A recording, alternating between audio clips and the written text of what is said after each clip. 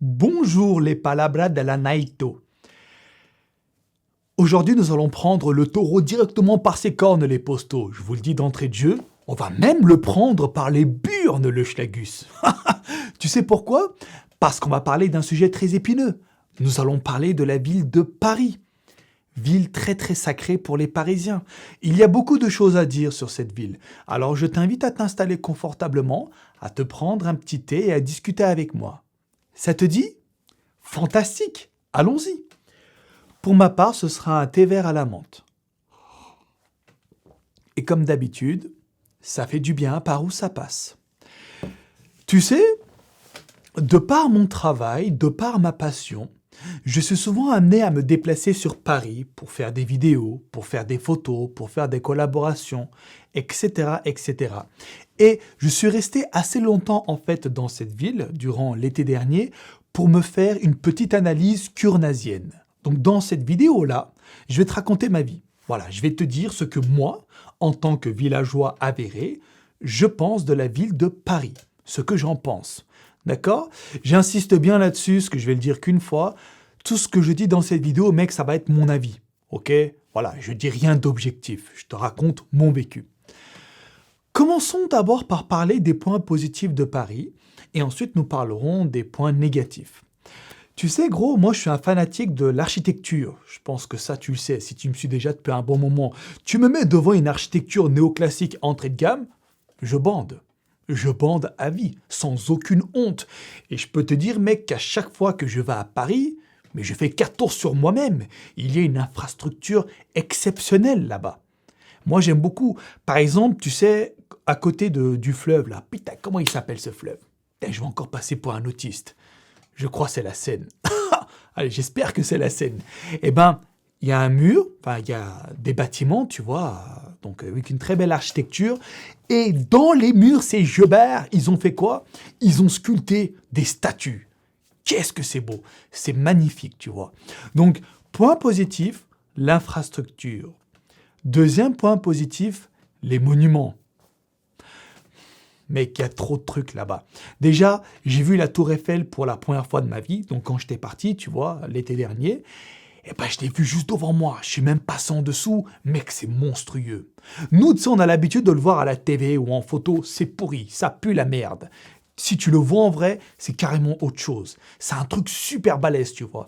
Après, je suis aussi allé au château de Versailles, mais je suis pas rentré. Malheureusement, je l'ai contourné parce que j'avais pas le temps. Mais rien que de l'extérieur, une merveille, gros. C'était super beau. En fait, ça me faisait penser au jeu Age of Empires, tu vois, c'était un peu le même délire. Et puis, l'autre truc que j'ai visité, et ça, je pense, c'était le plus beau des monuments, l'Arc de Triomphe. Mec, j'ai tellement aimé ce monument que je suis allé chercher sur Wikipédia, c'était quoi? En fait, tu sais c'est quoi? C'est Napoléon qui a construit ça pour accueillir les soldats, en fait, qui rentraient de la bagarre d'Austerlitz, là. Austerlitz ou je sais pas quoi. En fait, Napoléon, ce jobard, il a dit « Hey, vous êtes l'élite, vous avez gagné le combat, donc vous allez rentrer en passant en dessous de cet arc de triomphe. Genre, vous avez triomphé et vous êtes l'élite. Vous êtes des soldats qui ont contribué à l'évolution du pays, tu vois. Donc, vous n'allez pas rentrer en position clécheur, vous allez rentrer en position guerrier. » Donc, il leur a fait construire cet arc de triomphe juste pour les faire passer en dessous. Et mec, je peux te dire hein, que ce bordel-là, ce monument, c'est un level stratosphérique. C'est magnifique. Voilà donc pour le deuxième point positif, les monuments. Il y a vraiment de très beaux monuments. Il y a aussi des trucs sous le sol, là. Catacombes, hécatombes ou je ne sais quoi. Je ne sais pas comment ça s'appelle, désolé. C'est un truc à skip, quand tu vas en dessous, tu te perds. Alors, j'ai pas osé y aller. Mais voilà, c'est un truc aussi à visiter, ça. Comment ça s'appelle? Catacombes. Catacombes, ouais, je crois que ça s'appelle comme ça. Voilà pour le deuxième point positif. Troisième point positif, l'histoire, la culture. Si on devait résumer l'histoire de la France en un seul mot, tu sais qu'est-ce qu'on dirait? On dirait juste Paris. La majorité de l'histoire de France, ça s'est passé à Paris, ou du moins tout est regroupé là-bas. Donc d'un point de vue culturel, si tu es le genre de clécheur qui aime bien aller dans des musées, visiter, tu sais, des trucs comme ça un petit peu intellectuels, eh ben il y a ce qu'il faut là-bas. T'inquiète pas. Ensuite, autre point positif, il y a Au niveau des marques, il y a toutes les marques. C'est les grandes marques de luxe, Hermès, Louis Vuitton, les trucs comme ça. L'avenue Montaigne, là. Je crois que ça s'appelle comme ça. C'est une avenue, en fait, où il n'y a que des marques de luxe, tu vois. Il y a aussi des trucs de télévision là-bas, genre TF1, tu sais, les plateaux de tournage, ça se passe là-bas. Et même quand tu veux vraiment faire des métiers un peu artistiques, un peu poussés, généralement, ça se passe à Paris. Tu comprends? Donc, voilà, on va dire que Paris regroupe à peu près tout ce dont a besoin un homme dans sa vie, aussi bien privé que professionnel. Et en parlant aussi de ça, il y a également des endroits très huppés, tu sais, pour sortir. Moi, je m'en bats les couilles des boîtes de nuit, tu le sais, mais vu que beaucoup de gens aiment le Yes Life Film, tu sais, donc sortir comme ça un peu en boîte et tout, eux, ils vont être refaits, si tu veux. Parce que voilà, il y a des boîtes de nuit, tout ça, tu sais, bon, ça, c'est pas mon délire, mais je sais que t'as des jeubards qui vont payer des bouteilles d'alcool à 150 €. Pour moi, perso, la logique m'échappe. Après, je respecte le délire de chacun, tu vois. Chacun fait ce qu'il veut de sa thune. S'il y en a qui prennent du plaisir avec ça, tant mieux pour eux, tu vois. Donc voilà pour les points positifs, gros. Voilà ce que j'ai constaté. Honnêtement, de mon point de vue, donc, moi, c'est tout ce que j'ai vu. Pour faire du Yes Life, c'est bien. Si tu veux sortir, claquer de la thune et tout, en boîte de nuit ou acheter des vêtements de luxe ou monter sur la Tour Eiffel 2 fois par semaine, même si ça sert à rien, j'imagine. Voilà, si tu as de la thune à claquer, Paris, c'est très bien. Maintenant, parlons des points négatifs que j'ai pu constater. Et là, gros, attention, il y en a beaucoup. Mais attention, tout ce que je dis est relatif. D'accord? Comme on dit, les goûts et les couleurs dans une vie, ça ne se discute pas. C'est pas parce que moi j'aime le chocolat que tout le monde doit aimer le chocolat, par exemple, ok? Chacun est libre de penser ce qu'il veut. Concernant les points négatifs, alors, attends, je vais prendre mon iPad. J'avais noté dessus ce qu'il y a pas mal de trucs. Premier point négatif néfaste pour l'humanité, le coût de la vie. Oh bordel. Quand on dit que Paris c'est cher, non mec, on ne parle pas juste de l'immobilier. Ok, c'est vrai que nous, les campagnards, dès qu'on pense à Paris, on se dit ouais, le loyer trop cher. Effectivement, le loyer, mon pote, est hors de prix là-bas. C'est super cher. C'est d'ailleurs pour ça que tu as des cutters qui vont s'entasser dans des 20 mètres carrés. Parce qu'ils ne peuvent pas payer ça seuls. C'est trop cher. Mais non, le coût ne se limite pas juste au loyer, ma gueule. En fait, là-bas, tout est cher. Aussi simple que ça. Tu vas acheter à manger, c'est cher. Tu veux t'acheter un vieux macaron, c'est cher. Par exemple, à titre d'exemple, tu sais le macaron à Paul, tu sais je paye combien à Bourg-en-Stress là? 2,90 €. Et devine à Paris ça vaut combien? Le même macaron à Paul, au 9-2 là-bas, à Boulogne, devine c'est combien? 3,40 €. Mais qu'est-ce que c'est que ce merdier? Le mec il cherche la bagarre, il veut qu'on se rende dedans, bordel. Ensuite, le fameux café en terrasse. Oh bordel, tu sais quoi mec, on pourrait faire une dissertation sur ce sujet. Veuillez m'expliquer, Célestin, ce qu'est le verre en terrasse à Paris. Oh putain, alors je t'explique gros, ce concept de verre en terrasse de mes couilles. Tu vois, nous, quand on va boire un café en terrasse, ça vaut combien? Allez, 1,50 €, peut-être 2 €, ou voire 3 € à tout casser. Mais à Paris, non. À Paris, c'est pas comme ça, gros. À Paris, quand par exemple tu veux prendre un café en terrasse, on est sur du 5 €. 5 €, parfois 6 €, ça dépend où tu vas. Regarde, moi, je vais te raconter une petite anecdote. Tu vois, j'étais en scooter là-bas. Tu sais, voilà. Parce que la voiture à Paris, il faut oublier, mais on en revient après à ça. On m'avait passé un scooter. Et je passe comme ça, tu vois, avec le scooter. Je m'arrête au feu tranquillou. Qu'est-ce que je vois? Des mecs, ils se sont entassés sur un trottoir, ils sont ça comme en train de boire des petits cafés. Il y a quoi? Un maximum 5, 6, 7 centilitres de café. Hein. Et ils payent ça combien? 6 €. Normal, ils sont là entassés. Comme ça, sur le trottoir, il n'y a même plus assez de place que les queumés, ils sont obligés de mettre la moitié de leur table sur la route. Voilà. Donc déjà, le piéton qui veut passer, il peut pas parce que le trottoir est rempli de tables, de chaises et tout. Le mec qui veut passer avec sa bagnole, ben, du coup, c'est un peu chaud parce que la table dépasse sur la route. Et les mecs, ils sont là. Ils ont vraiment... Je les ai analysés. Hein. Tu sais, moi, j'aime beaucoup l'analyse game. Je les ai constatés, juste à leur regard, ils sont comme des oufs. les mecs s'amusent comme des petites fous. Comme nous, quand on est petits, tu sais, quand on regardait Teletubbies, on était refaits. Mais eux, c'est pareil, avec leur café, en terrasse, 6 €, comme ça. Et ils parlent et tout en mode normal avec leurs potos. Et devine, c'est quoi le pire? C'est que tu vois le mec qui passe en scooter, que ce soit moi ou un autre, il s'en bat les couilles que le mec soit en train de boire un café presque au milieu de la route. Le mec, il est là, le feu il passe au vert, il fait quoi? Il accélère. Il lui intoxique sa gueule à coups de pot d'échappement, tu vois. Le bonhomme qui boit son café. Résumons un peu sa situation. Miskin, il a acheté un café à 5 €. Déjà à 5 €, il y a quoi? 6 centilitres. Bonjour la carotte. Première carotte. Deuxième carotte, il n'y a plus de place pour les piétons. Vu qu'il est en train d'inonder le trottoir, ça veut dire que le piéton qui passe, s'il veut lui rentrer dedans, par exemple, il veut traverser sans forcément passer sur l'autre, il fait quoi? Ben, il lui rentre dedans. Moi, j'ai vu des mecs qui se faisaient des croche-pattes. Hein. Le mec qui boit son caf, tu vois, tranquille, il est là, il est à la limite du trottoir, si tu veux. Le bonhomme, il passe à côté. Et ben, il fait quoi, le bonhomme là qui a le café? Mais il truque pas ses jambes, hein. Il les replie pas, il s'en bat les couilles, il met même tout droit comme ça. Limite, tu lui fais un croche-patte au pauvre mec qui passe. Donc là, ça peut y avoir des bagarres, tu vois. Deuxième carotte. Et troisième carotte, le scooter ou la banliole. Le mec qui est là, au feu, il passe au vert, il met un coup d'accélérateur. Le mec qui boit le café, miskin, il avale des radicaux libres. Il est en train de s'intoxiquer la gueule. Putain, bah, t'as vu pour 5 € tout ce qu'il prend? Il se prend éventuellement une bagarre avec le mec qui veut passer. Il se prend de la pollution dans la face, et puis il boit 6 centilitres de café. J'imagine c'est un expresso, tu vois, c'est pas non plus un café de compète, c'est un café vite fait. Tu sais, c'est un shot d'expresso, un peu d'eau, et puis hop, basta, on est bon, tu vois. Putain, mais gros. Alors, quand je te disais que le coût de la vie était cher, eh ben, il n'y a pas que des trucs comme ça. Ça, en fait, c'est un truc qui m'avait beaucoup marqué, il fallait que je t'en parle. Moi, ici, à Bourg-en-Stress, frérot, à 5 balles, ici, t'as un taclard, il est gros ça comme, hein. Tu prends le bordel, tu nourris toute ta famille avec pendant une semaine au minimum. Hein. 5 €, hein. Tu vois? Alors imagine un taclard comme le mien là que j'achète ici à Paris.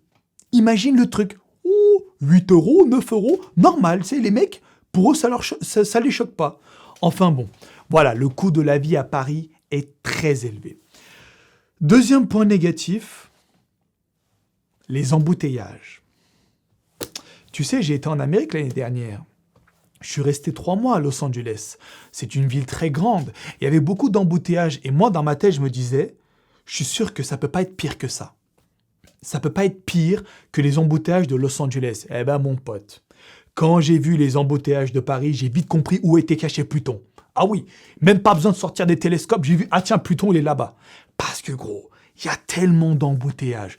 Pour aller de Boulogne-Billancourt à Aulnay-sous-Bois un matin à 8 h, en passant sur le périph', tu sais, on mettait combien de temps? 2 heures. Il y a quoi? Il y a maximum 10, 12 kilomètres. Mais tu mettais 2 heures. Mais tu deviens fou, bordel. Et encore, c'est pas ça le pire, il y a les périphes, mais il y a aussi dans la ville. En fait, Paris, c'est une ville qui est assez serrée. Tout est compressé. Il y a trop de voitures. Trop d'embouteillages. Qui dit trop d'embouteillages? Il y a trop de pollution. J'ai essayé de faire un footing un soir à 19 h, mais j'ai vite compris que c'était pas possible. À chaque fois que je courais, je me prenais des pots d'échappement dans la gueule. Sur le trottoir, il n'y a pas de place. Il y a les mecs qui boivent leur café, donc tu te prends des croche-pattes, tu mets des coups de trapèze et tout, des coups d'épaule, miskin, ça finit en fight, tu vois, sur le bord de la route. Après, il y a les voitures qui t'envoient des pots d'échappement dans la gueule. Où est-ce qu'on va? Où est-ce qu'on va? Tu vois? Donc voilà, il y a beaucoup d'embouteillages et il y a beaucoup de monde parce que l'espace est très restreint à Paris. Ensuite, troisième point négatif, c'est lié un petit peu au premier, les loyers. Bon, je n'ai rien contre l'idée de payer un loyer cher si tu es dans un quartier chic, si tu habites dans un bel appartement, tout neuf, 100 mètres carrés, 120 mètres carrés, la clim, excellente isolation, tout ça, tu vois. Mais quand tu payes 1 200 € à 25 mètres carrés, par exemple, à Paris, et que il n'y a ni isolation thermique, ni isolation phonique, moi je fais quoi? J'appelle le propriétaire, je viens avec moi à Decathlon. On va à Decathlon, je achète une paire de grandes box, je dis viens, toi et moi on va se fight sur le ring. Tu te fous de ma gueule. C'est ça, gros. En fait, c'est simple. À Paris, les murs, tu sais, quand tu es dans un appartement, c'est du carton. Mais je rigole pas. Prends un morceau de carton, va dans ta maison qui est toute neuve avec ton posteau, mets le carton comme ça entre vous deux, parle, et ben tu verras. C'est exactement la même chose à Paris. Quand le mec à côté, le voisin, il parlait, quand il était en train de déglinguer sa meuf, moi j'entendais tout. Limite, il était à côté de moi, le mec. En même temps, les bâtiments sont vieux là-bas. C'est ça, presque 100 ans, même, ouais, un peu moins de 100 ans, la majorité, mais il y a des bâtiments qui sont encore plus vieux. Donc, il n'y avait pas la même technologie qu'aujourd'hui, tu vois, en termes d'isolation thermique et phonique. Du coup, c'est la zermie. Moi, mais t'es naze, je vais payer un loyer à 1 200 € pour entendre mes voisins baiser, pour avoir le chauffage ouvert H24 parce qu'il n'y a pas d'isolation thermique, et pour être dans un 20 mètres carrés. Putain, mais je crois qu'en termes de pigeonnage, on peut pas aller plus haut. Là, je crois qu'on a atteint le nirvana, tu vois. C'est bon, tranquille, frérot, dépose ton FAMAS, c'est bon. Je t'ai dit, je racontais ma vie dans cette vidéo. Je dis pas que t'es con. Je dis juste que pour un villageois de mon genre, c'est pas comme ça, en fait, chez nous. C'est tout. Et à Bourg-en-Bresse, à 1 200 €, tu te loues un château. Non, j'abuse, mais tu te mets bien, hein, à 1 200 balles par mois, gros, crois-moi, t'es très bien. T'as une maison avec un jardin, maison toute neuve et tout, hein. Ah, il n'y a aucun problème, tu vois. Ensuite, autre effet négatif, putain, pourquoi je dis effet? Point négatif, pardon, les gens. Alors, je suis désolé, moi, je suis quelqu'un de très gentil dans la vie.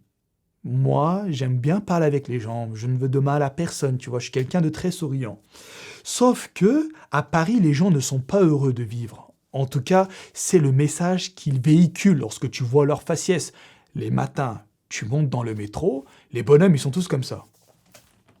En train de lire, tu sais, leur journal, ils sont là. Ou alors sur le téléphone. Faut pas leur parler, hein. Toi, t'es là, t'es un peu souriant, les mecs sont tous dans leur coin. C'est comme ça, ils tirent la gueule. Putain, je me dis, imagine, je lui demande mon chemin, je suis sûr, le mec, il se lève, il met une droite. Je suis sûr, il me couche direct, tu vois, je ne vois même pas de nière. Du coup, je me dis, ouais, ils sont pas heureux. Voilà, ils sont pas contents, en fait, de se lever les matins, apparemment, pour aller au taf. Alors, c'est triste, quand même, d'en arriver là, tu vois, parce qu'ici, les gens, il n'y a pas de mecs qui tirent la gueule. Bon, il y en a, mais c'est beaucoup moins qu'à Paris. À Paris, tous les matins, c'est chaud, hein, c'est très calme, tu vois, les mecs, ils se parlent pas, ils sont là, ils sont pas heureux. Clairement, hein, ça se voit qu'ils ne sont pas heureux. T'avais un trou de balle qui rentrait avec le sourire dans le métro et c'était moi. Voilà. Ensuite, toujours concernant les gens, mon Dieu qu'ils sont stressés. Mais pourquoi vous êtes si tendus, les potos? Expliquez-moi. Si je te raconte ça, c'est pas pour rien. J'étais au passage, tu sais, vers le Boulogne, là-bas, il y a un centre commercial. Je traversais la route comme ça. Il y a un passage piéton. Déjà, quand tu es sur le passage piéton, normalement, tu sais, c'est à eux de s'arrêter. Eh ben non, c'est toi qui dois les faire t'arrêter, qui dois les faire arrêter en t'engageant dans la rue piétonne, bordel, tu sais, dans le passage piéton. Du coup, voilà, je m'engage, tu vois. Donc, bon, les mecs commencent à s'arrêter. Et là, devant moi, en fait, tu as une voiture qui passe. Et puis, tu as une autre voie à côté où il y avait un taxi qui voulait s'insérer, si tu veux, sur la route principale. Eh ben, devine quoi? Le mec, il n'a pas laissé s'insérer le taxi. Ils étaient là, ils avançaient. Au bout d'un moment, ils se rentrent dedans comme ça. Tu sais, c'est passé quoi?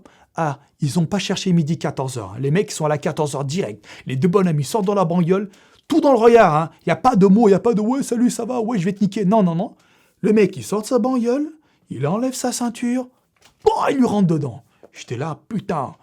Alors, peut-être qu'ils sont en train de régler un problème préexistant, tu vois, entre eux, peut-être qu'ils se connaissent, je sais pas. Mais en fait, non, c'est comme ça. Les mecs sont tellement tendus, ils sont tellement stressés, j'ai pas le temps. J'ai pas le temps de te laisser passer, j'ai pas le temps de te dire bonjour, au revoir, machin, c'est non. Tu sors de la bagnole, tu m'as pas laissé passer, je te rentre dedans. Moi, gros, j'étais là, je me dis, oh putain, qu'est-ce qui est en train de se passer? Et tu sais, c'est quoi le pire? Tout le monde s'en bat les couilles. Personne n'a osé les séparer. Et là, je me suis dit, allez, Efkan, vas-y, interviens, vas-y, fais le bonhomme. Du coup, je suis arrivé, je me mets entre eux, les mecs, qu'est-ce qui se passe, tranquille et tout. Et les mecs, limite, ils voulaient me rentrer dedans. Tu sais, limite, ils voulaient me taper parce que j'ai séparé. Je fais, mais gros, calme-toi, c'est bon. Laisse-le passer cette fois, et une prochaine fois, ça sera un autre mec qui te laissera passer. Tranquille, tu vois. Voilà, donc ça m'a un petit peu déçu de voir autant de stress émanant de cette population. C'est navrant.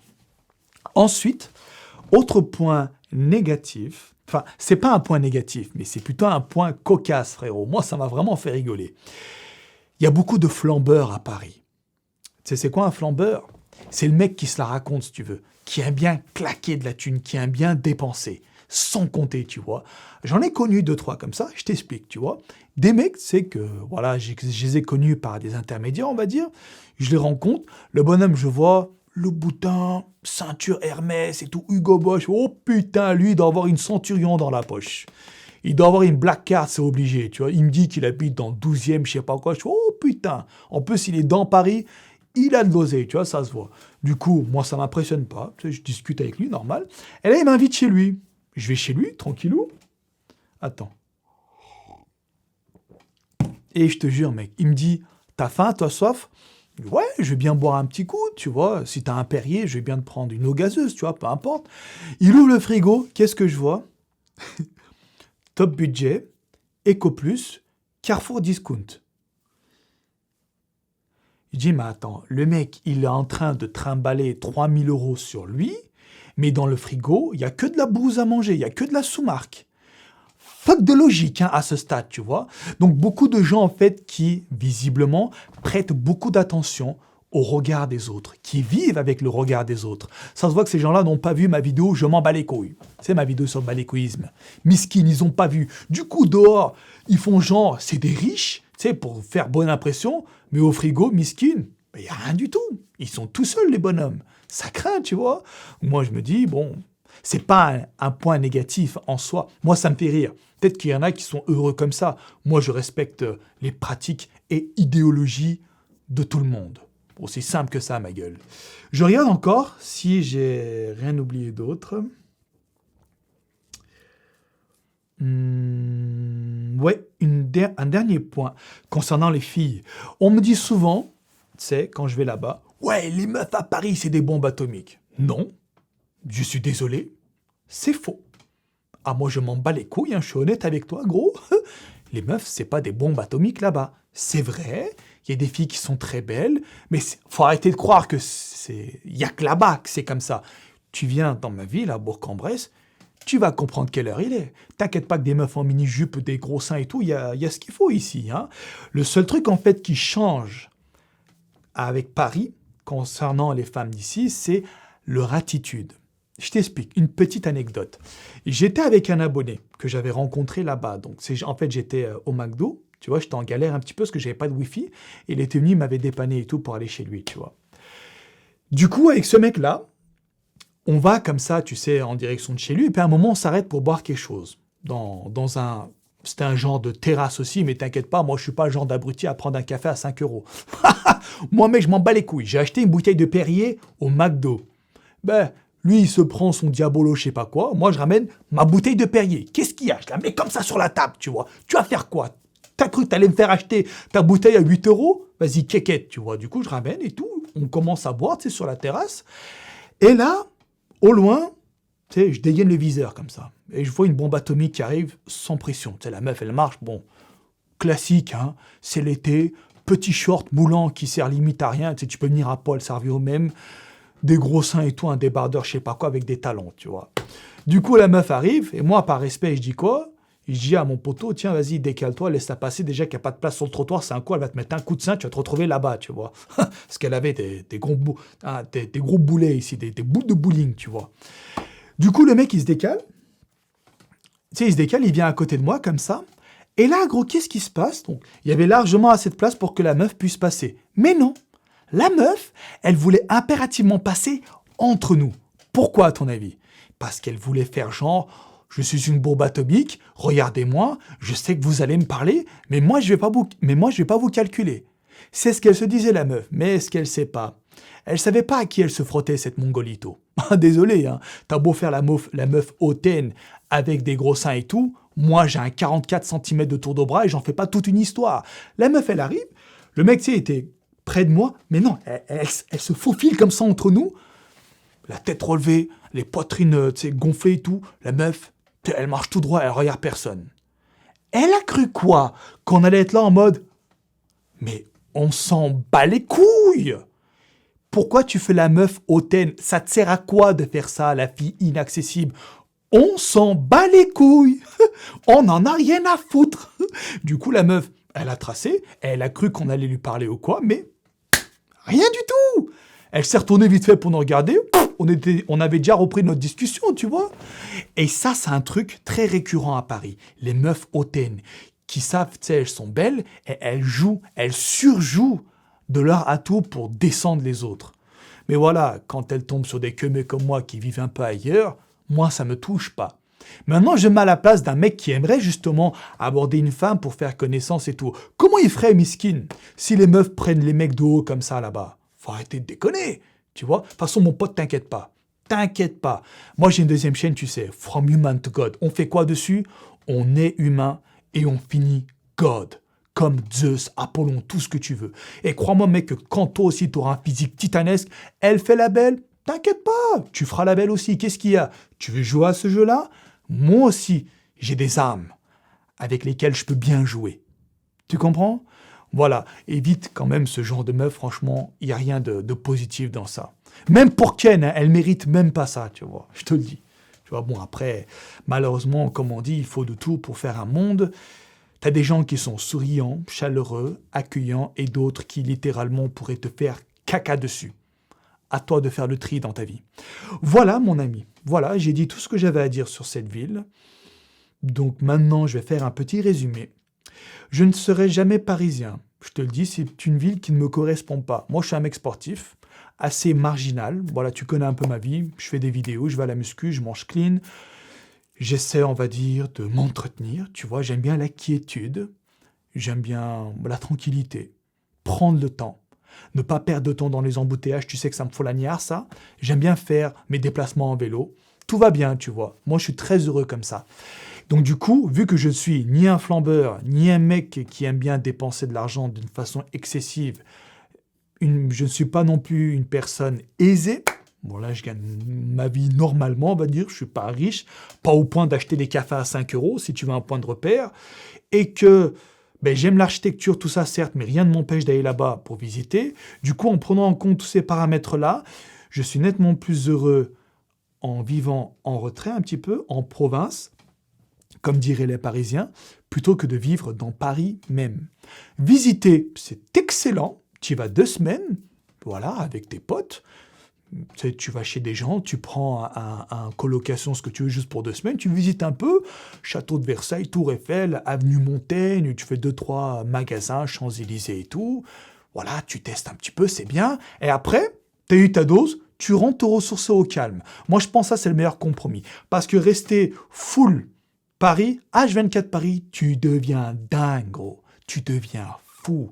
Et c'est d'imaginer un peu, tu sors, il y a du monde, les gens sont stressés, beaucoup de pollution. Tu rentres, t'entends tout ce que disent tes voisins.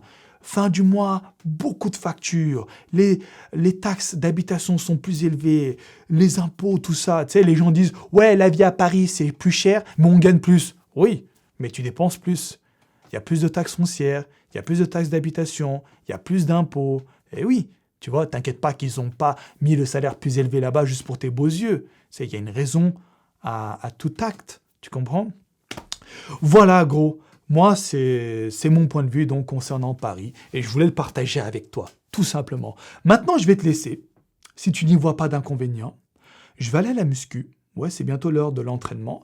Je te laisse là. Si cette vidéo t'a plu, n'hésite pas à mettre un petit pouce bleu sympathique. Moi, comme ça, je le vois. Je me dis, ah, la vidéo a plu à mes postos. Du coup, je pourrais en faire plus de ce style-là, tu vois. N'hésite pas à t'exprimer aussi dans les commentaires si tu as des trucs, des remarques et tout à faire sur tout ce que j'ai dit. Surtout, mec, n'hésite pas. On est en démocratie ici. Tu parles comme tu veux. D'accord? Allez, je te laisse là. Je te dis bye bye et à la prochaine!